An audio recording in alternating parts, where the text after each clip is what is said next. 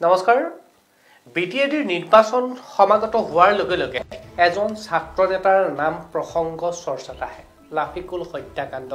আৰু এই লাফিকুল হত্যাকাণ্ডক লৈ বিভিন্ন সময়ত ৰাজনৈতিক মহলত ৰাজনৈতিক নেতাসকলে ৰাজনীতি কৰি আছে। আজি পকতি কিন্তু ন্যায় নাপালে।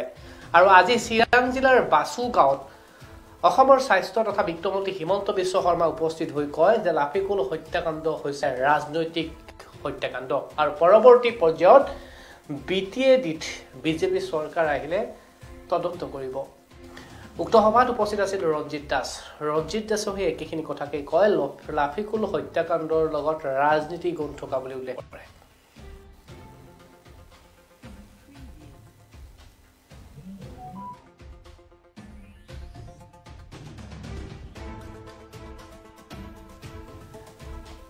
ছাত্ৰ নেতা লাফিকুলৰ হত্যাকাণ্ডৰ ৰাজনৈতিক হত্যা অতি সোনকালে কেন্দ্ৰীয় গৃহমন্ত্ৰীক অনুৰোধ জনাই CBIৰ তদন্ত চাৰ্জশ্বিট দিয়াৰ অনুৰোধ জনাই মন্ত্ৰী হিমন্ত বিশ্ব শৰ্মাই চিৰাঙত উপস্থিত হৈ কয়, বিজেপি BPFৰ মিত্ৰ নহয়, অসম চৰকাৰৰহে মিত্ৰ দল। আগন্তুক বিধানসভা নিৰ্বাচনত কোনো মিত্ৰতা নাথাকে বুলি BPFৰ সৈতে ৰঞ্জিত দাসে কয়। প্ৰদেশ বিজেপিৰ ৰাজ্যিক সভাপতি ৰঞ্জিত দাসে কয় যে BPF আৰু বিজেপিৰ যি মিত্ৰতা, এই মিত্ৰতা আগন্তুক বিধানসভা নিৰ্বাচন নাথাকিব। চিৰাঙৰ বাছু গাঁৱত বিজেপি নিৰ্বাচনী সভাত মন্ত্ৰী হিমন্ত বিশ্ব শৰ্মা আৰু ৰাজ্যিক সভাপতি ৰঞ্জিত দাসে উপস্থিত হৈ লাফিকুল হত্যাকাণ্ডৰ প্ৰসংগত মন্তব্য আগবঢ়ায়। চিৰাং জিলাৰ 13 নং চিৰাং পৰিষদীয় সমষ্টিৰ বাছু গাঁৱত বিজেপিৰ নিৰ্বাচনী সভাত ৰাজ্যিক সভাপতি ৰঞ্জিত দাসৰ সৈতে মন্ত্ৰী হিমন্ত বিশ্ব শৰ্মাৰ অংশগ্ৰহণ। মন্ত্ৰীয়ে হিমন্তই হেলিকপ্টাৰেৰে নামি আহি উপস্থিত হৈ সভাকক্ষত BPF দলে অশেষ দুৰ্নীতি কৰি বিগত সময়ত BPFক আৰু BTEDক পিছপৰাই নিয়া বুলি কয় আৰু আমাৰ সৈতে দুৰ্নীতিত থাকি দুৰ্নীতি কৰা বুলি উল্লেখ কৰে। অৰ্থাৎ হিমন্ত বিশ্ব শৰ্মাই কয় যে BPFে বিজেপিৰ লগত মিত্ৰতা হৈ থাকি দুৰ্নীতি কৰিছে BPFে। গতিকে আগলৈ দুৰ্নীতি কৰিব নিদিও, তাৰ বাবেই নিজাববীয়াকৈ BTC নিৰ্বাচনত অহা বুলি কয় মন্ত্ৰী হিমন্ত বিশ্ব শৰ্মাই। লগতে কয়, মন্ত্ৰী চন্দন ব্ৰহ্মইও আৰক্ষীক ভয় দেখুৱাই ৰাইজৰ ধন আত্মসাৎ কৰাৰ সময়ত উকলিল বুলি কয় মন্ত্ৰী হিমন্ত বিশ্ব শৰ্মাই। লগতে কয় যে পুলিচৰ ভয় আৰু BTEDত নহ'ব। হাগ্ৰামা চন্দনৰ ঘৰৰ টকাৰেহে BTED চলাব লাগিব। চৰকাৰৰ টকা খৰচ কৰি BTEDক চৰকাৰৰ উন্নয়নৰ টকা তেওঁলোকৰ হাতত নিয়া বুলি অভিযোগ আনে। 15 ডিচেম্বৰত কোকৰাঝাৰত বিজেপিৰ চৰকাৰ হ'ব বুলি উল্লেখ কৰে মন্ত্ৰী হিমন্ত বিশ্ব শৰ্মাই। লগতে উক্ত সভাতে বিজেপিৰ ৰাজ্যিক সভাপতি ৰঞ্জিত দাসে কয়, দুৰ্নীতিগ্ৰস্ত BPFৰ সৈতে আমাৰ কোনো সম্পৰ্ক নাই। BPF বিজেপিৰ মিত্ৰ দল নহয়, অসম চৰকাৰৰহে মিত্ৰ দল BPF। গতিকে অহা বিধানসভা নিৰ্বাচনত BPFৰ সৈতে মিত্ৰতা নাথাকিব বুলি স্পষ্ট কৰি দিয়ে ৰঞ্জিত দাসে। ৰঞ্জিত দাসে লগতে কয়, 3 বছৰ আগৰ পৰাই মই কৈ আছো BPFৰ সৈতে মিত্ৰতা নালাগে। বিগত সময়ত আমাক মিছা তথ্য দি BPFে BTCত দুৰ্নীতি কৰাৰ অভিযোগ আনিছে ৰঞ্জিত দাসে। চিৰাঙৰ বাসু গাঁৱত ৰাজাচাৰাং পথাৰত অনুষ্ঠিত বিজেপিৰ এই সভাত 13 নং চিৰাং পৰিষদীয় সমষ্টিৰ প্ৰাৰ্থী অলক বসুমতাৰীৰ হৈ নিৰ্বাচনী প্ৰচাৰ চলায়। লগতে সভাত 2000ৰো অধিক লোক অংশগ্ৰহণ কৰে।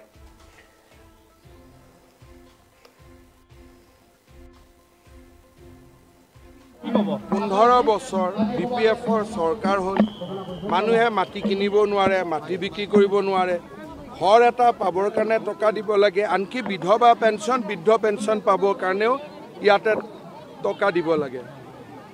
তেনেকুৱা অৱস্থাত আপুনি কেনেকৈ BPFক সমৰ্থন কৰিব? আজি আমি যদি ইয়াত BPFক সমৰ্থন কৰোঁ, এই গোটেই ৰাইজখনৰ পৰিৱেশ দেখিছে নাই?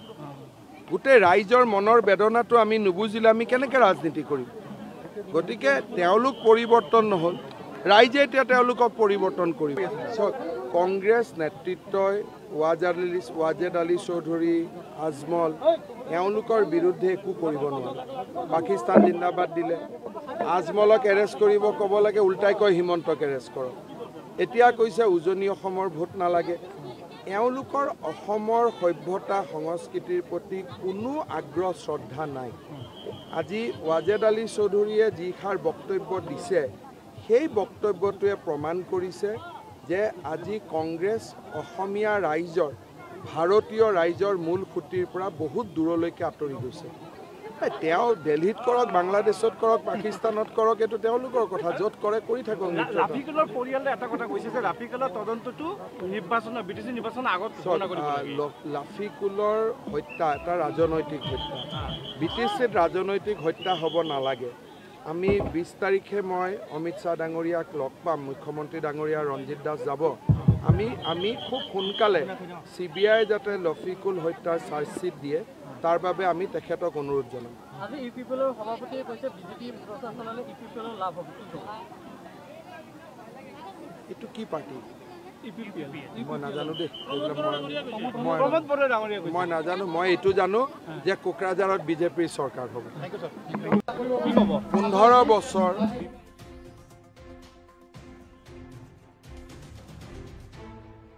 এনেদৰে মন্ত্ৰী হিমন্ত বিশ্ব শৰ্মাই চিৰাঙৰ বাখুৰগাঁৱত উপস্থিত হৈ BPFৰ বিৰুদ্ধে কঠোৰ সমালোচনা কৰে আৰু বিজেপিৰ নিৰ্বাচনী প্ৰচাৰ সভাত অংশগ্ৰহণ কৰে মুঠৰ ওপৰত বিটিডি নিৰ্বাচনৰ প্ৰাকখনত বা নিৰ্বাচন আহিলে লাফিকুলৰ কথা ওলাই শাসনত থকা চৰকাৰৰ বিষয়ববীয়াসকল অথবা নিৰ্বাচন কেন্দ্ৰিক যিকোনো ধৰণৰ মন্তব্যত ছাত্ৰ নেতাগৰাকীৰ নাম উল্লেখ কৰে বিভিন্ন ধৰণৰ জনপ্ৰতিনিধিসকলে এইখনটো দি বিদায় লৈছোঁ আৰু ৰাফিকুল হত্যাকাণ্ডৰ উচিত বিচাৰ বিচাৰিছোঁ ধন্যবাদ চাই থাকক আপোনালোকৰ প্ৰিয় চেনেল PI নিউজ ৰাইজৰ দ্বাৰা ৰাইজৰ বাবে